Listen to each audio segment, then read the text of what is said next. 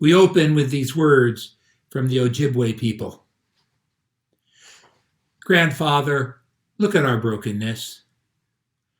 We know that in all creation only the human family has strayed from the sacred way. We know that we are the ones who are divided, and we are the ones who must come back together to walk in the sacred way. Grandfather, Sacred One, teach us love, compassion, and honor, that we may heal the earth and heal each other.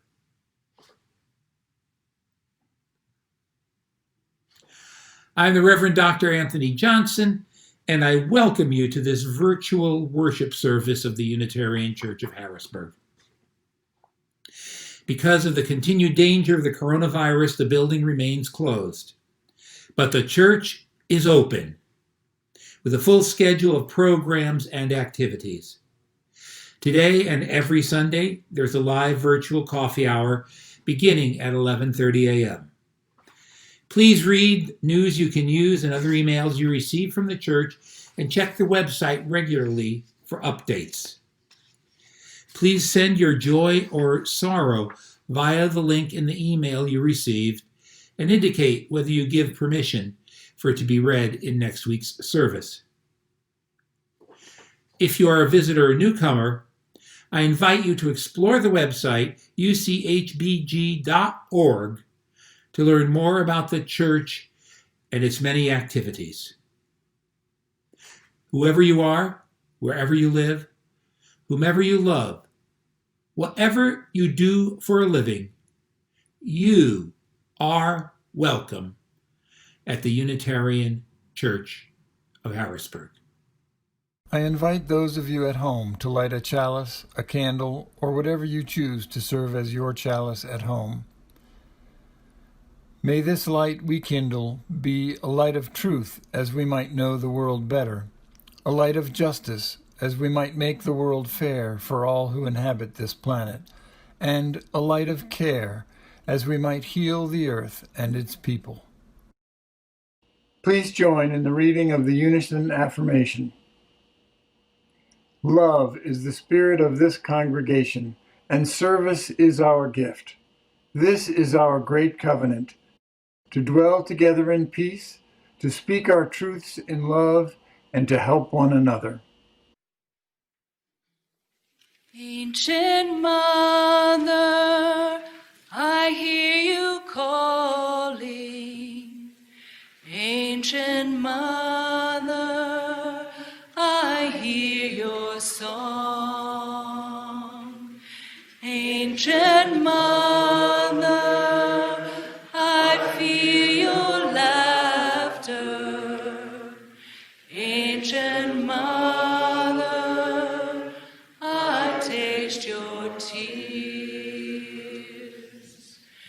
Ancient Mother, I hear you calling.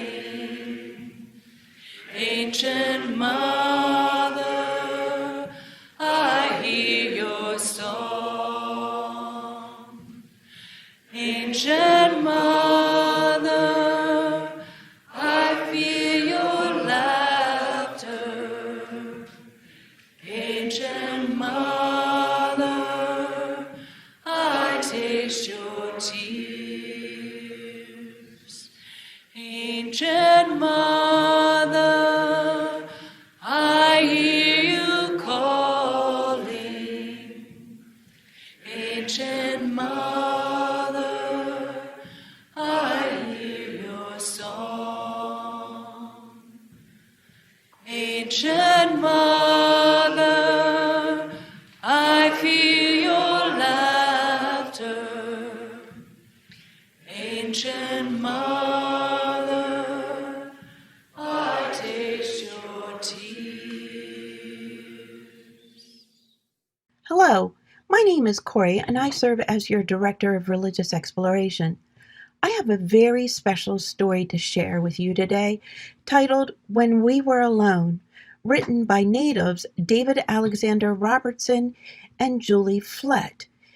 It's a story about a young girl who helps tend to her grandmother's garden. She begins to notice things that make her curious. Why does her grandmother have long braided hair and beautiful colored clothing? Why does she speak in another language and spend so much time with her family? As she asks her grandmother about these things, she is told about life in a residential school a long time ago, where all these things were taken away. When We Were Alone is exquisite and stunning, for the power conveyed by the words Robertson wrote and for the illustrations that Flett created. It is a story about difficult times in history and ultimately one of empowerment and strength. Let's begin. Today, I helped my Kokum in her flower garden. She always wears colorful clothes. It's like she dresses in rainbows. When she bent down to prune some of her flowers, I couldn't even see her because she blended in with them. She is like a chameleon. Nokum, why do you wear so many colors? I asked. Nokum said, well, Nosisim, when I was your age, at home in my community, my friends and I wore many different colors. But at the school I went to, far away from home, they gave us different colors to wear. All the children dressed the same, and our clothes weren't colorful at all. We all mixed together, like storm clouds. Why did you have to dress like that? I asked. They didn't like that we wore such beautiful colors, Nokum said. They wanted us to look like everybody else. But sometimes in the fall, when we were alone and the leaves had turned their warm autumn hues, we would roll around the ground. We would pile the leaves over our clothes they had given us, and we would be colorful again. And this made us happy. Now Nokum said, I always wear the most beautiful colors. After I helped with the flowers, we went over to the back gate. There were vines covering the gate, and they reached all the way to the ground. When my Kokum turned to fix the latch, I saw that her braid hung almost as low as the vines. It was like she had a tail. Nokum, why do you wear your hair so long? I asked. Nokum said, well, Nosisum, when I was your age, at home in my community, my friends and I grew our hair long, just like our people have always done. It made us feel strong and proud. But at the school I went to, far away from home, they cut off all our hair. Our strands of hair mixed together on the ground like blades of dead grass. Why did you have to wear your hair like that? I asked. They didn't like that we were proud, Nokum said. They wanted us to be like everybody else. But sometimes in the spring, when we were alone and the grass had grown so long and thick in the field, we would pick the blades from the ground. We would braid them into the short hair like they had given us, and we would have long hair again. This made us happy. Now, Nokum said, I always wear my hair long. After my Kokum had fixed the latch, I followed her to the birdhouse. There was a bird flying through the air like a jingle dress dancer. She fed the bird and whispered some words in Cree, and her words sounded just like a poem. Nokum, why do you speak in Cree? I asked. Nokum said, well, Nosisum, when I was your age, at home in my community, my friends and I always spoke our language. But at the school I went to, far away from home, They wouldn't let us speak our words. All the children used their strange words, and we didn't understand them at all. Our voices blend together like a flock of crows. Why did you have to talk in their language? I asked. They didn't like that we spoke our language, Nokum said. They wanted us to talk like everybody else. But sometimes in the summer, when we were alone and our teachers weren't anywhere around the place we were, we would whisper to each other in Cree.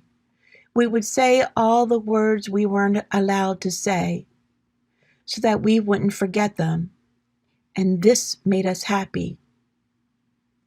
Now, Nokum said, I always speak my language. After our gardening work was done, I sat with my Kokum in the backyard. Her brother came over and sat with us. He comes over all the time. We drank tea and ate bannock. The tea was hot and sweet, and the bannock was moist and warm and melted in my mouth. My Kokum and my uncle talked and laughed like children. Nokum, why do you and Nokumis always spend time together? Nokum said, well, Nosisum, when we were your age, at home in our community, being with family was the most important thing.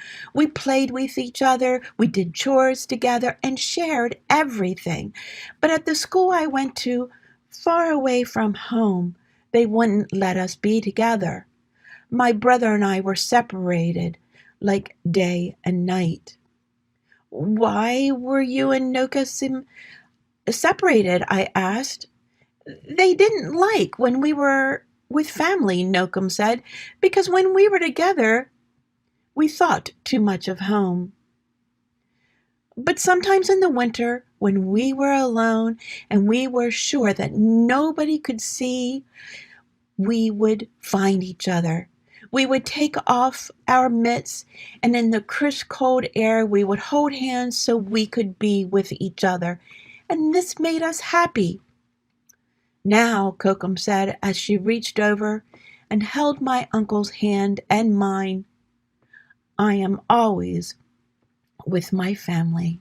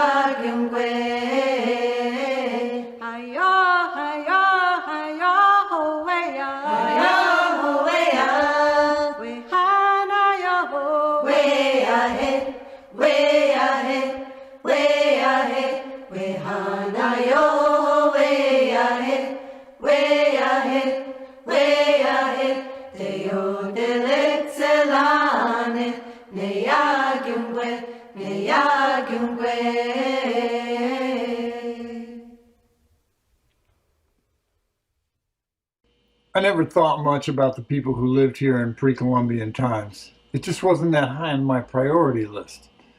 At the urging of a friend who's an indigenous rights activist, I started looking. I thought it would be easy. You just look up Susquehanna Indians, right? Not so fast. Before I go any further, I need to give a little bit of a disclaimer. I am hardly a historian, let alone an expert historian. And what follows is what I could piece together from several hours on the internet. And it's likely to contain unintentional micro or even macro aggressions. If anything I say is wrong or offensive, please correct me. I want to get this right as well as I can. And that's hard to do because, as it turns out, all the early histories of indigenous people from this area were written by white people. Imagine that. And they tell conflicting stories. It seems that little is actually known about the people who lived in and cared for these forests here in the Susquehanna Valley before white people arrived. We don't even know their proper name. Susquehannock is the name their Powhatan neighbors called them, meaning people of the muddy river. We've somehow saved all the names that other tribes called the people who lived here, but not their own name for themselves. We don't know what they called themselves. We do know that in 1600 there were between 5,000 and 7,000 people living along the Susquehanna River from the Chesapeake Bay all the way up to past where Williamsport is now. We know that they were decimated by European epidemics like smallpox and influenza. We know that Europe's lust for beaver furs ignited a series of bloody wars with the Haudenosaunee to the north. We know they traded peacefully with Dutch and Swedish settlers. In 1642, the English colony of Maryland decided to declare war on the people that lived in this valley. After suffering huge losses and with help of longtime allies from Sweden, the indigenous people here actually won the war, but the damage was done. The next time the Haudenosaunee attacked from the north, it was all over. The people scattered. Some went to Ohio, others to Oklahoma, and a few went south to live with the Algonquins. The defeated remnant of about 300 people who settled in a small town near modern-day Millersville. Actually, there was Millersville then as well. Those 300 built a town, a small town called Conestoga Town. They converted to Christianity, but their numbers slowly dwindled over the years, so that by 1763, there were only about 22 people left living there in Conestoga Town. And they lived peaceably with their English neighbors, who called them Conestoga Indians. Shortly before Christmas in 1763, a violent militia group known as the Paxton Boys from Dauphin County traveled to Conestoga Town and attacked the people living there. They hacked 6 people to death and torched all of the houses, burned the entire town down. Luckily, about 16 people escaped the massacre, and Governor John Penn held those survivors in protective custody at the Lancaster jail. But 2 weeks later, the Paxton Boys returned. They forced their way into the jail, and they scalped and dismembered 6 adults and 8 children in an attack so gruesome that Ben Franklin wrote that the Conestoga would have been safe among any other people on earth, no matter how primitive, except, quote, white savages from Pekstang and Donegal, end quote. In other words, while labeling their acts as the savagery that they were, Franklin himself couldn't keep from invoking an ethnic slur against the Paxton Boys for being Scots-Irish. In spite of a $600 reward, which was a fortune in those days, none of the Paxton Boys were ever brought to justice. Sound familiar? The short version of all this is that the reason it's easy to live here without knowing much about the people that are indigenous or were indigenous to this area is because the indigenous people were wiped out really early on through events that amount to genocide. Almost no trace of them remains. So here I am, 400 years later. Ann and I have a piece of paper that declares we hold title to 0.26 acres of land. with a meticulous survey description and lots of legalistic language to make it sound legitimate. The surgical precision of the language on that deed, especially knowing the blunt force trauma that transferred the land the first time, feels petty to me. It feels like the trappings of an immature culture. I don't really know what to do with any of this. The rightful owners of my 0.26 acres no longer exist. Learning what I can about them feels right. It's something I can do to honor the native inhabitants whose land I now occupy, however illegitimately. Today in this congregation, someone is hurting or in sorrow. Today in this congregation, someone is anxious because of events in the world. Today in this congregation, someone is lonely. Today in this congregation, someone is filled with joy and wants to celebrate. For all the fear and sorrow in the world today, there are still moments of joy. We have no joys or sorrows submitted to be read today. However, we know there are joys and sorrows amongst us. So take a moment to reflect in silence on what is joyful or sorrowful in your life.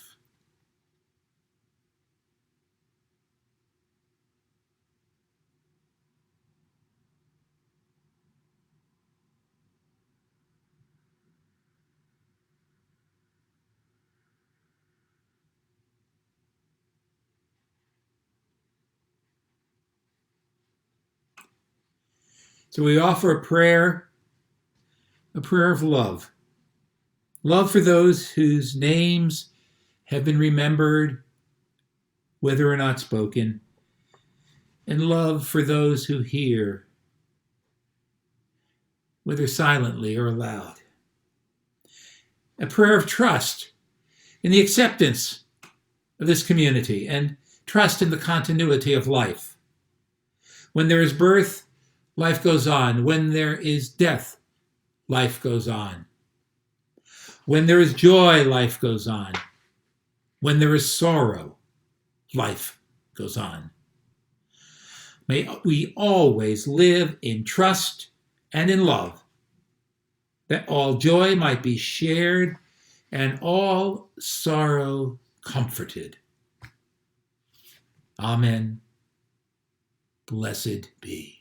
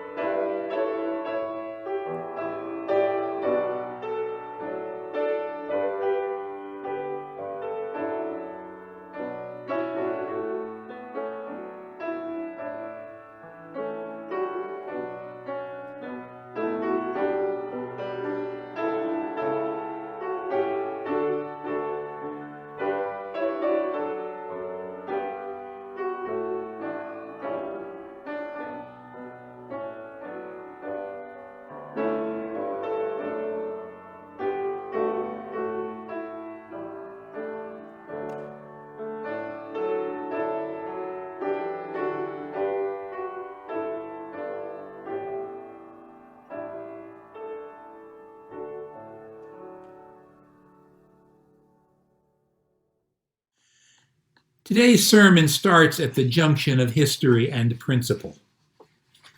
The history is that of the European, quote, discovery, unquote, of the Americas.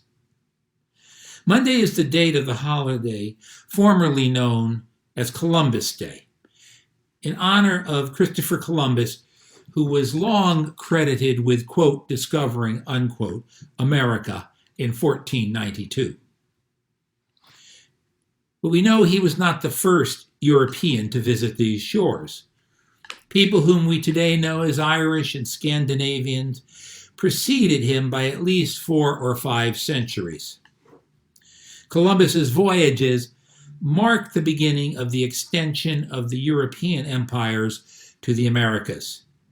It began the process of colonization of the continents and the slaughter and displacement of the native inhabitants and the suppression of their cultures. The celebration of Indigenous Peoples Day began with native alternatives to Thanksgiving in New England in the 1970s. In July 1990, Indigenous people from throughout the Western Hemisphere met at Quito, Ecuador, for the first Continental Conference on 500 years of Indian resistance.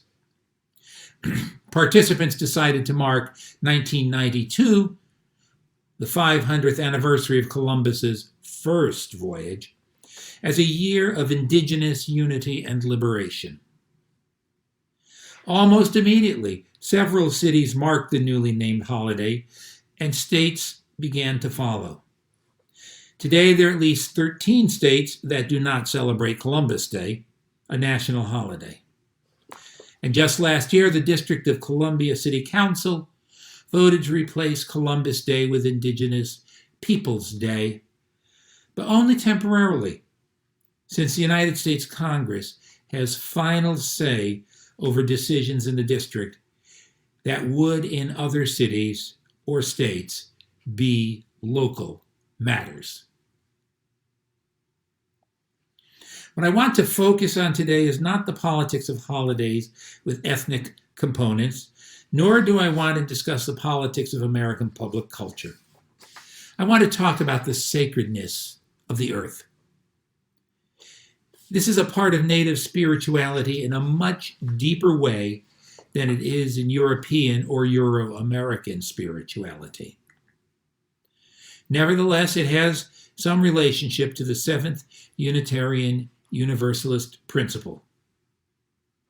Respect for the independent web of all existence, of which we are part. Now, European or white people and Native people both hold the earth to be sacred. How they conceive of it being sacred differs. And for many white people, the sacredness of the earth is not an impediment to its exploitation and abuse. White people tie places to history that is measured by the linear progression of time. They have an individualistic concept of spirituality. The intellectually ambitious and adventuresome lovers of nature and transcendentalists Henry David Thoreau and Ralph Waldo Emerson saw white American culture as an historical advance over white European culture and more advanced than and superior to the culture of their continent's natives. In fact, for all their love of nature, the transcendentalists saw the perfect or ideal as outside of and above the world. Native peoples do not see the spiritual as apart from the world. They perceive the spiritual in all of reality and through all time. A nation such as the Ojibwe, from whose culture the opening words came, are collectively connected with a place, and their spirituality is rooted in that place. Their relationship with that place is not exploitive. A sharp example comes from one of the native nations of the Pacific Northwest. This is something I read a few years ago. It is a hunter's prayer to the bear he has just killed. It is necessary that he kill the bear for food and fur, but his human life and spirit are connected to the life and spirit of the bear. So he takes the bear's paw in his hands and offers a prayer of thanksgiving to the bear. In her book, As Long as Grass Grows, published by Beacon Press in 2019, Dina Gilio Whitaker, a member of the Colville Confederated Tribes, explains that the relationship between a people and the earth is reciprocal. The humans and the earth have a duty to each other.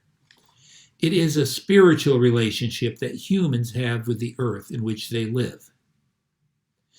When the European settlers came to America, they defined it as a vast wilderness, a wild and open space for their taking. It was, in fact, a well-populated continent with numerous native nations occupying different regions. Some of these nations had cities, and there was commerce over great distances. There were relations between different nations. The Iroquois Confederacy, Haudenosaunee, enabled its 5 tribes to survive both the British colonization of the Northeast and the War of Independence, in which members of the Confederacy did not ally themselves with the same side, all of them, that is, some allied with the British and some with the colonists.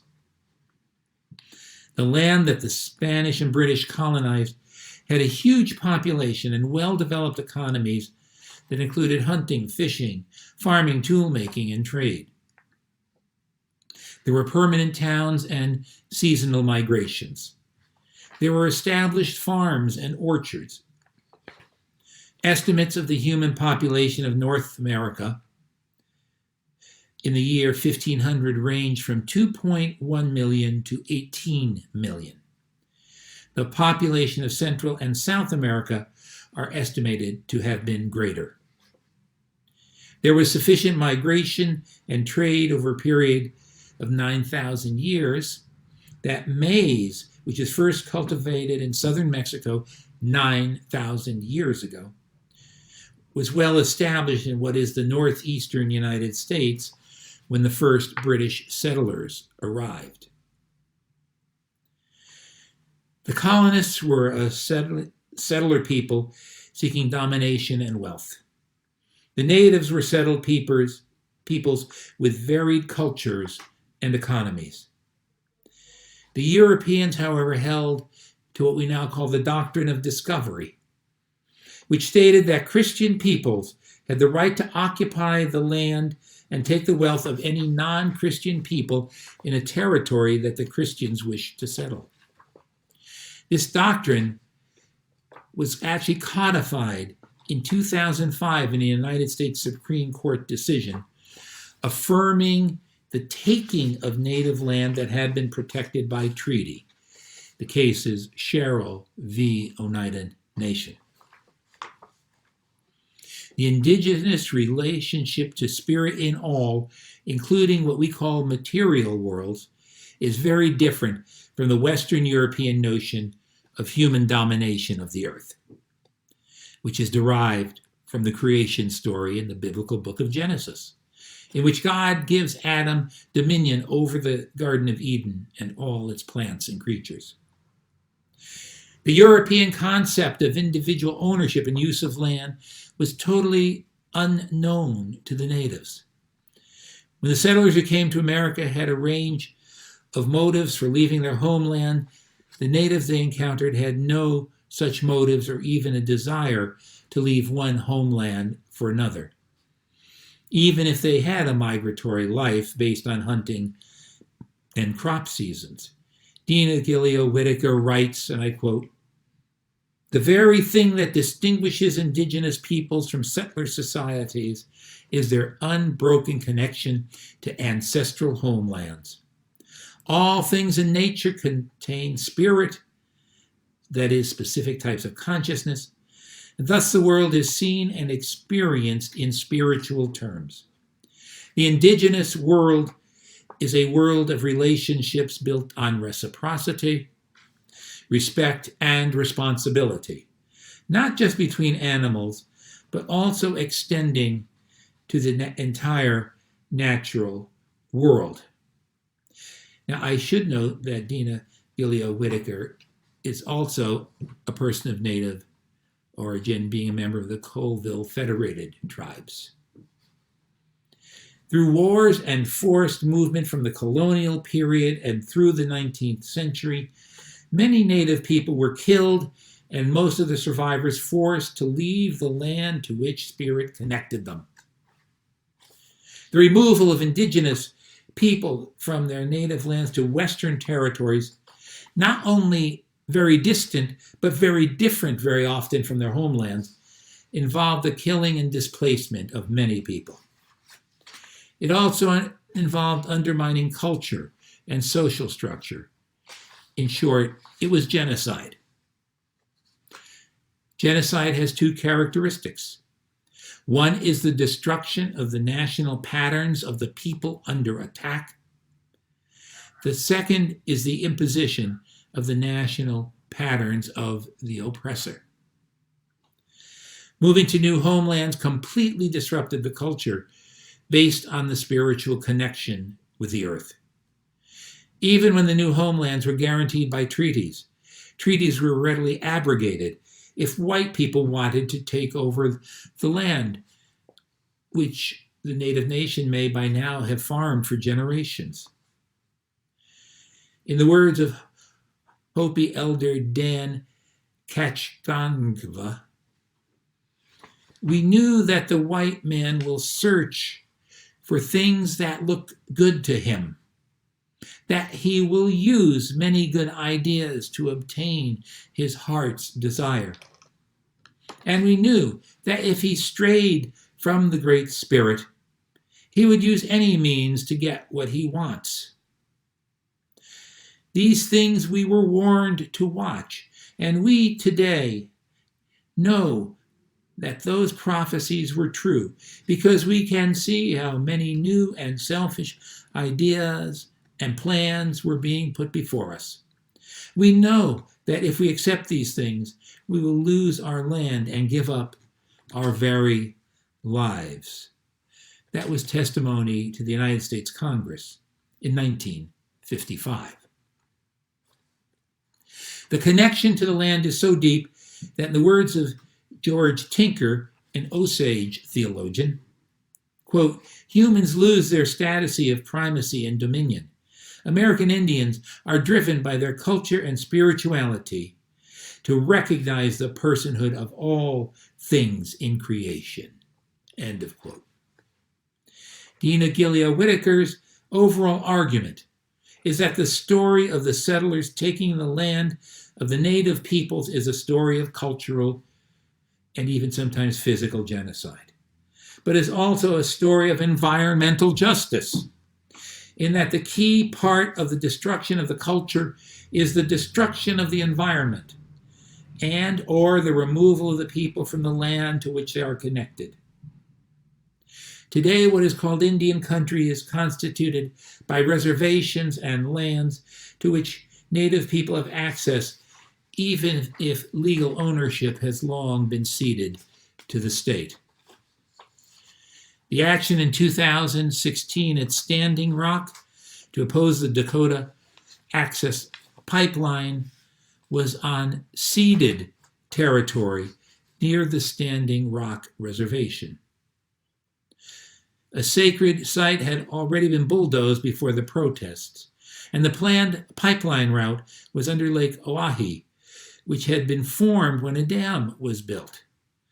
The Lakota people had protested the construction of the dam because it stopped the free flow of the river and flooded a large expanse of sacred land. The Standing Rock protest brought many non-native supporters to the support of the native people to whom this land is sacred.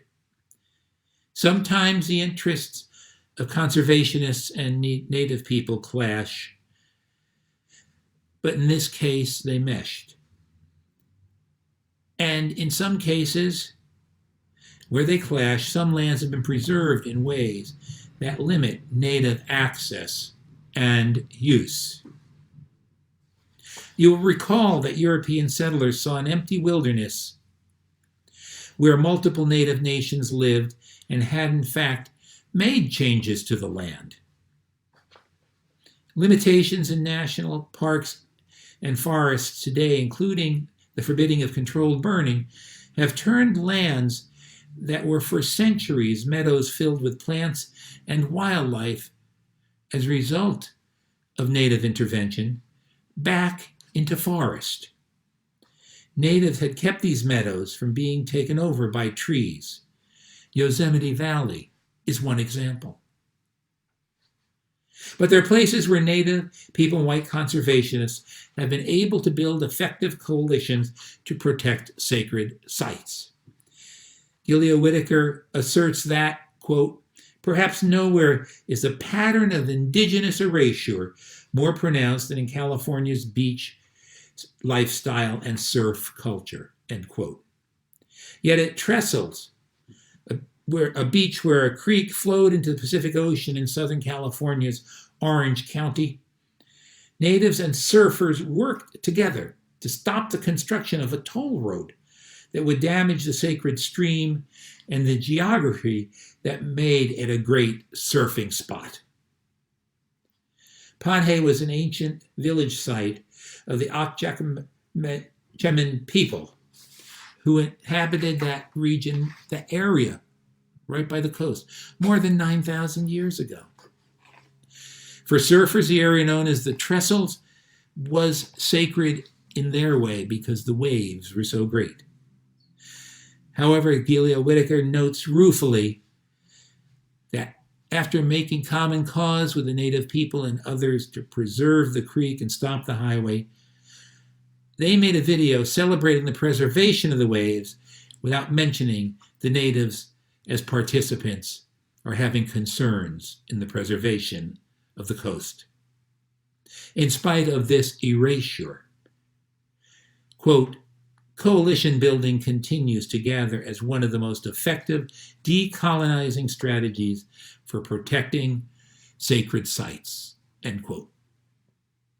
This was a successful strategy in stopping the development not only of the Trestles or Panhe site, but of one of the last stretches of undeveloped ocean shore in Orange County, located in the city of Newport Beach. The need of native peoples to be consulted when sacred sites are involved was one reason articulated by the Coastal Commission in denying permits for the development of this site.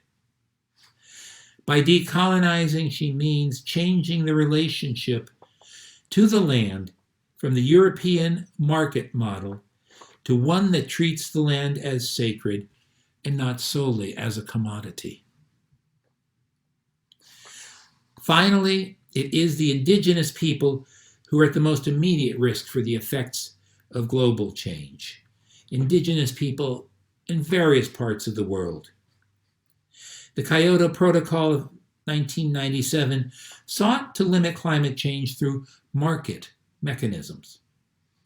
Almost all United Nations member nations participated, but no indigenous nations were invited. The outcome was a process to address climate change through market mechanisms. However, as Gilia Whitaker argues, if the earth is sacred, it is more than a commodity. The relationship of people to the earth is deeper than land ownership rights, property values, and the potential for extracting wealth from the land.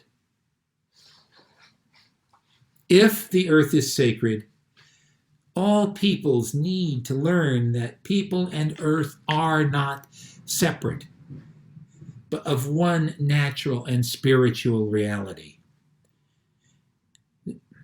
This reality is the heart of the Seventh Unitarian Universalist principle. Respect for the independent web of all existence, of which we are a part. Unitarian Universalist spirituality developed in a European historical individualistic context. However, we share with the native peoples of this continent and of the world a commitment to and respect for the earth that we all hold sacred. Amen. Blessed be.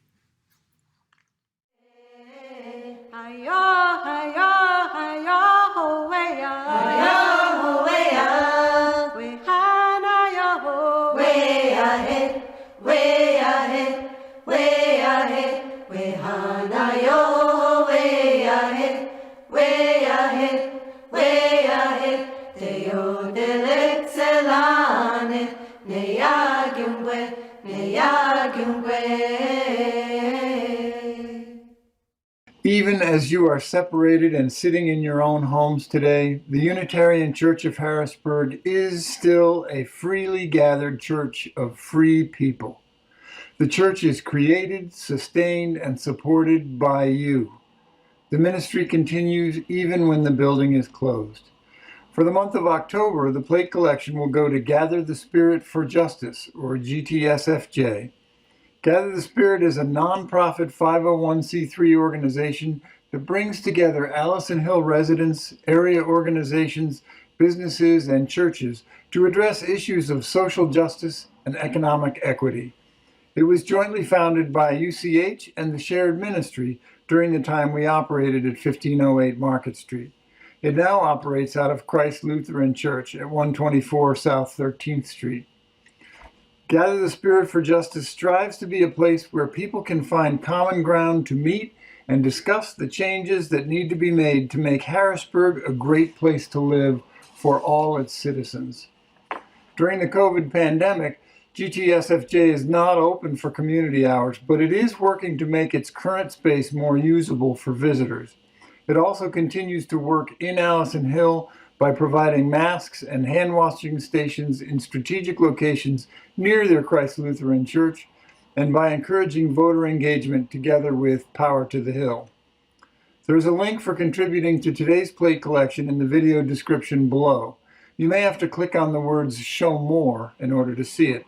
The same link is in the email that went out to members this morning with today's service. Your financial support and commitment matter. Please be generous.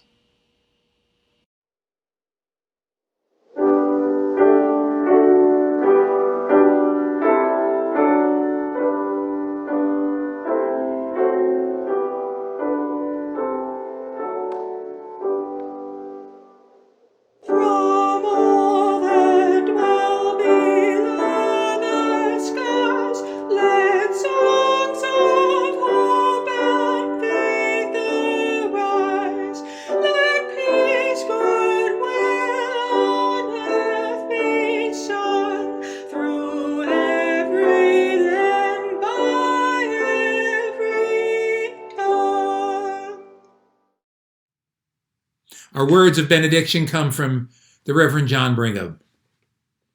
Go your ways, knowing not the answers to all things, yet seeking always the answer to one more thing than you know. Go your ways, seeking. Amen. Blessed be.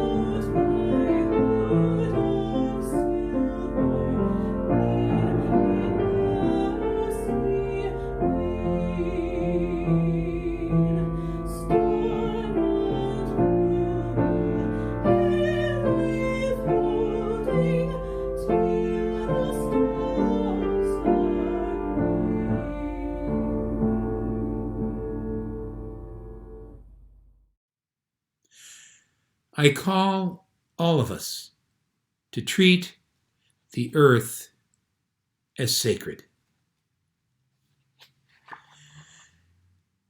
Not sacred as an intellectual construct.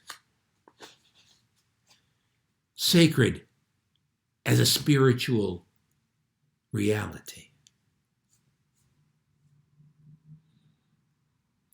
Only by our care can it continue to be the home, not just to human beings, but to all beings. The earth is sacred. It is the reality in which we live. I call us all to honor and treat it as we should. Amen. Blessed be.